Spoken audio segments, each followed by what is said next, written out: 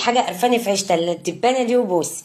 هنا بقى كنا خلصنا الاكل وقلت بقى اما امسح الازاز كده، وهم خدوا بعضهم وقعدوا في اوضه الاطفال جوه قدام التلفزيون. هم ما بيتفرجوش على التلفزيون اصلا، هم بيقعدوا قدام التليفون. عندي الحيطه وانتوا داخلين على المطبخ كده اللي في وشنا دي، كنت لازقه فيها تابلوهات خشب، كنت لازقاها باللزق الدبل. تابلوهات وقعت ومش عارفه اشيل اللزق دون من على الحيطه، ما اعرفش اعمل ايه بصراحه فيه. عاوزه ايه؟ عاوزه ايه؟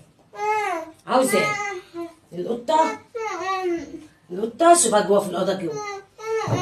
طب شوفها في الاوضه. عاوزه ايه؟ يلا قول لهم باي باي. يلا قول لهم باي باي. بص